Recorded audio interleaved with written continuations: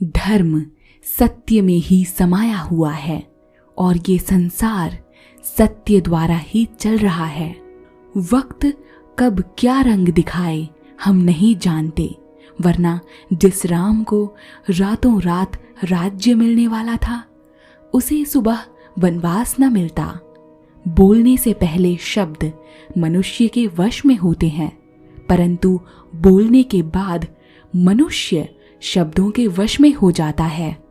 जब खुद से बहस करोगे तो सारे सवालों के जवाब तुम्हें मिल जाएंगे, लेकिन यही अगर दूसरों से सवाल करोगे तो और भी नए सवाल तुम्हारे सामने खड़े हो जाएंगे। जब इंसान अपनी गलती पर वकील और दूसरों की गलती पर जज बनने की कोशिश करता है तो अक्सर फैसला नहीं बल्कि फासले बनाता है। एक आदमी साधनों की अपेक्षा साधना से श्रेष्ठ बनता है। इसी तरह बड़े भवनों से नहीं बल्कि भावनाओं से महान बनता है। वो उच्चारण से नहीं बल्कि उच्च आचरण से श्रेष्ठ बन सकता है। विविधता में एकता रामायण की सबसे बड़ी सीख है। इस महाकाव्य में जब श्री राम लंका पर चढ़ाई करने जाते हैं तो उनकी सेना में मनुष्यों से लेकर बंदर और अन्य जानवर भी शामिल थे। सभी ने श्री राम का साथ दिया और इसके अलावा राजा दशरथ के चारों बेटों का चरित्र अलग होने के बावजूद उनमें एकजुटता रही। यह हर परिवार के लिए दुख के समय से बाहर निकलने की सीख है। मर्यादा पुरुषोत्तम श्री राम एक आज्ञाकारी पुत्र थे। वो कहते थे, चंद्रमा प्रकाश देना छोड़ सकता है, हिमालय बर्फ से बेफिक्र हो सकता है, सागर अपने तटों को बदल सकता है, लेकिन मैं अपने पिता द्वारा दिए गए वादे को कभी नहीं तोड़ूंगा। उत्साह सबसे बड़ी शक्ति होती है। उत्साह से बड़ी कोई शक्ति नहीं। ऐसा कुछ भी नहीं जो उत्साही लोगों के लिए इस दुनिया में प्राप्त योग्य ना हो। जो व्यक्ति दूसरों को आशा देता है, पैसे या अन्य चीजों की मदद करने का विश्वास दिलाता है, या उस व्यक्ति की मदद करता है जिसने अतीत में उसकी मदद की थी, सामने आने वाले को उम्मीद के बाद अगर वो व्यक्ति अपना वादा नहीं निभाता और उसे निराश करता है तो वो व्यक्ति पाप का सबसे बड़ा भागीदार बनता है।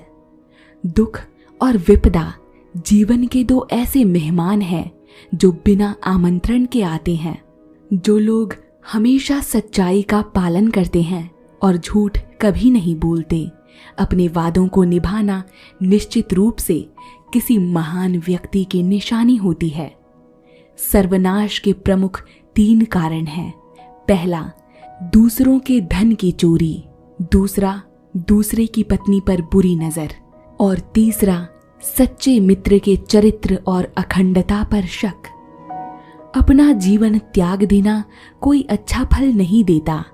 जीना जारी रखना आनंद और प्रसन्नता का मार्ग है। जो एहसान नहीं चुकाता, मानवता के लिए वो कलंक है। क्रोध वह दुश्मन है जो किसी की जान ले सकता है। क्रोध बहुत तेज तलवार की तरह है जो सब कुछ नष्ट कर देता है। माँ और मातृभूमि स्वर्ग से भी महान है। जैसे पके हुए फलों को गिरने का कोई भय नहीं, वैसे ही पैदा हुए मनुष्य को मृत्यु का भय नहीं होना चाहिए। जीवन में सदैव सुख ही मिले, यह बहुत दुर्लभ है। किसी भी मनुष्य की इच्छा शक्ति अगर उसके साथ हो तो वह कोई भी काम बड़े आसानी से कर सकता है। इच्छा शक्ति और दृढ़ संकल्प मनुष्य को रंक से राजा बना देती है। देवता को पूजने से देवता नहीं मिलते, अपने भीतर देवता को जगाने से मिलते हैं। देने के लिए दान, लेने के लिए ज्ञान और त्यागने के लिए अभिमान सर्वोत्तम है। कर्म का थप्पड़ इतना भारी और भयंकर होता है कि हमारा जमा हुआ पुण्य कब खत्म हो जाए पता भी नहीं चलता। पुण्य खत्म होने पर समर्थ राजा को भी भीख मांगनी पड़ सकती है। इसीलिए कभी किसी के साथ छल कपट करके किसी की आत्मा को दुखी ना करें। कर्म पर ही तुम्हारा अधिकार है, कर्म के फलों में कभी नहीं। इसीलिए कर्म को फल के लिए मत करो। कर्तव्य कर्म करने में ही तुम्हारा अधिकार है, फल में कभी नहीं। अतः तुम कर्म फल का हेतु भी मत बनो और तुम्हारी अकर्मण्यता में भी आसक्ति ना हो। मनुष्य की मानवता उसी वक्त नष्ट हो जाती है जब उसे दूसरों के दुख पर हंसी आने लगती है। आपकी नियत कितनी भी अच्छी क्यों ना हो, दुनिया आपको दिखावे से जानेगी, और आपका दिखावा कितना भी अच्छा हो, भगवान आपको आपकी नियत से जानेगा। मन की चाल समझो। इतिहास के पन्नों में आज तक नहीं लिखा गया कि कोई अपने मन की मान कर चला और सफल हो गया। मन की सुनना बंद करो। मर्यादा में रहकर भी खूबसूरत दिखा जा सकता है। जरूरी नहीं कि सुंदरता के लिए अपने संस्कार त्यागने पड़े। जब किसी को देने के लिए कुछ भी ना हो तो उसे प्रेम और सम्मान दें। यही सबसे बड़ा धन है। जो हर स्थिति में हरि कृपा देखें, भला उसे हरि कैसे ना देखें। पहला सुख निरोगी काया, दूजा सुख घर में हो माया, तीजा सुख कुलवंती नारी, चौथा सुख पुत्र हो आज्ञाकारी, पंचम सुख स्वदेश में वासा, छठवां सुख राज हो पासा, सातवां सुख संतोषी जीवन, ऐसा हो तो धन्य हो जीवन। समय, सम्मान और विश्वास, ये तीन चीजें ऐसी होती हैं जो एक बार चली गई तो फिर दोबारा लौटकर वापस कभी नहीं आती। मोह इतना ना करें कि बुराइयां छिप जाएं, और घृणा इतनी ना करें कि अच्छाइयां देख ही ना पाएं। कर्तव्य ही धर्म है और प्रेम ही ईश्वर है। सेवा ही पूजा है और सत्य ही भक्ति है। यदि आप प्रसन्न हैं तो आप वर्तमान में हैं। यदि आप निराश हैं तो आप अतीत में हैं। यदि आप चिंतित हैं तो आप भविष्य में हैं। जीवन एक बड़ी यात्रा है। आपको हर किसी को जवाब देने और हर चीज पर प्रतिक्रिया करने की जरूरत नहीं है।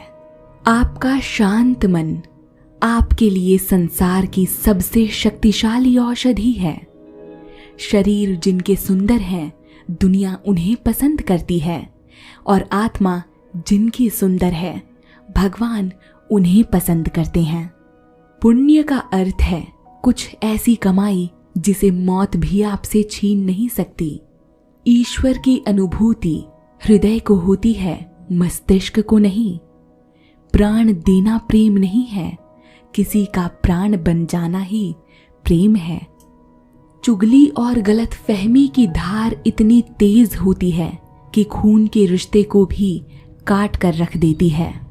अधर्म पर मौन बनकर जो मात्र निहारे जाते हैं, भीष्म हो या द्रोण या कर्ण, सब मारे जाते हैं।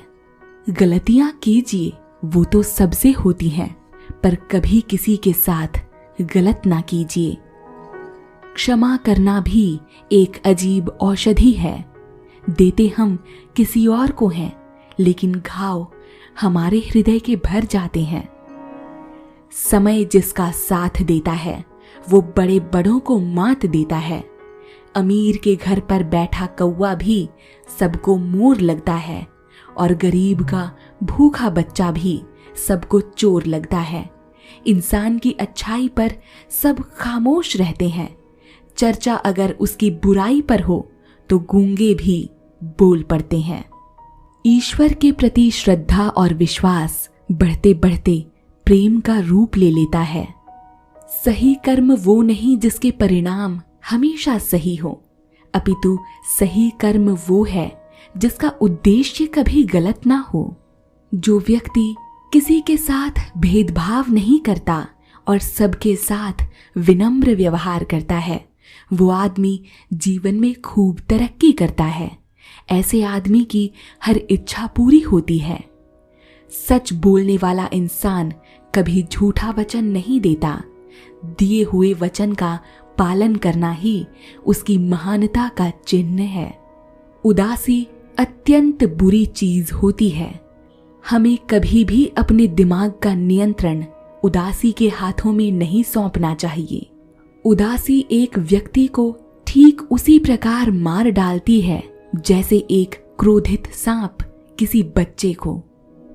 क्रोध हमारा शत्रु है और हमारे जीवन का अंत करने में समर्थ है। क्रोध हमारा ऐसा दुश्मन है जिसका चेहरा हमारे मित्र जैसा लगता है। क्रोध एक तलवार की तेज धार की तरह है जो हमारा सब कुछ नष्ट कर सकता है। किसी भी नेक उद्देश्य की प्राप्ति के लिए निम्नलिखित गुणों का होना आवश्यक है। पहला, उदास व दुखी न होना। दूसरा, अपने कर्तव्य पालन की क्षमता रखना। तीसरा, कठिनाइयों का बलपूर्वक सामना करने की क्षमता भी रखना। सभी का चेहरा उनकी अंदरूनी विचारधाराओं और भावनाओं का दर्पण होता है। इन विचारधाराओं और भावनाओं को छुपाना असंभव है और देखने वाला उन्हें भांप सकता है।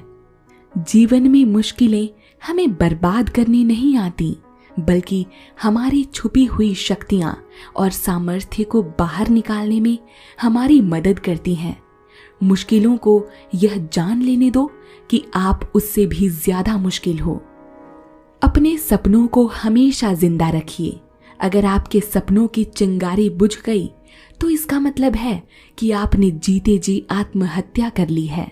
भीड़ हमेशा उस रास्ते पर चलती है जो रास्ता आसान लगता है, लेकिन इसका मतलब ये नहीं कि भीड़ हमेशा सही रास्ते पर चलती है। अपने रास्ते खुद बनाइए, खुद चुनिए, क्योंकि आपको आपसे बेहतर और कोई नहीं जानता। इस दुनिया में असंभव कुछ भी नहीं। हम वो सब कर सकते हैं जो हम सोच